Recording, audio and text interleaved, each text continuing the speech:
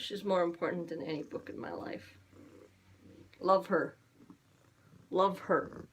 Love her. Yeah, I love corn. Only canned corn. Alright. Children of the Corn. It is a short story by Stephen King, probably his most famous, and it can be found in Night Shift. And as you can see, the cover is very much alluding to Children of the Corn, if you know what it's about. Corn. So, the book, the little short story, not the book, it is basically about this husband and wife who hate each other and want to die. They travel to this small town in the middle of... Is it Maine? It's not. It's actually not Maine this time. I would tell you where it was, but that would require looking through, and they are in Nebraska. Yeah, it's not from Maine. I think the characters might be from Maine. I wouldn't be shocked, but No, they're from Boston. It's okay, guys. There's actually not a single Maine reference in the entire of this Stephen King story. Alright, so many of you probably know, if you've heard of Children of the Corn, you probably haven't heard of it in terms of a short story. You've probably heard of the movies that are Children of the Corn, and that is a very long series. I think it's almost 10 movies, if not more, with at least one reboot. And so I also knew this, even though I've never directly seen the first movie, I know enough about it to feel like I have seen it, and that might actually be the reason I didn't like this story.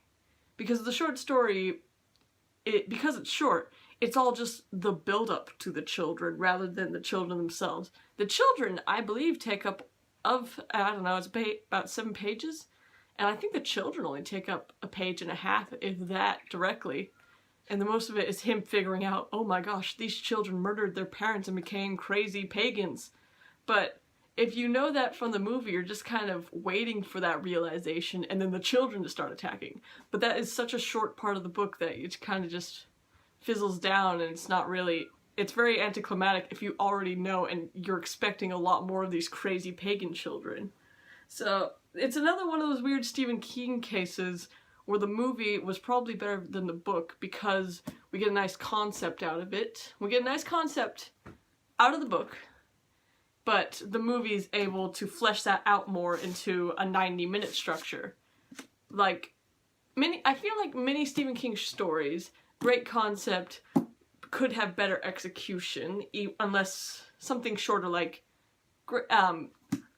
Graveyard Shift. Not a good movie, too long. But Children of the Corn needed to be longer because we needed more time with the children. So Stephen King stories should either be really short, novellas, like Children of the Corn should have been a novella, or massive books like The Stand. And there's no in between. You can't do halfway with Stephen King. So, just based on my prior knowledge of Children of the Corn, I do feel like this short story had a lot more fleshing out to do of the children rather than just build up. And I know that's hard when you're writing a short story to, like, it would have been, like, just as anticlimactic to go straight into the small children being pagans than to build up to it and then just kind of go out at the end on a little fizzle.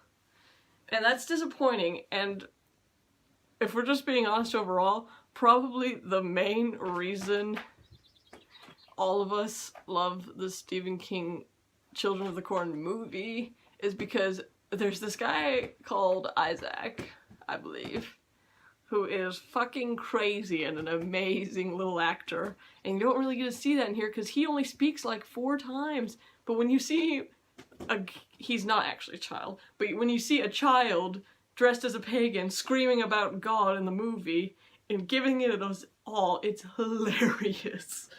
And it's a little terrifying, but not really. It's hilarious.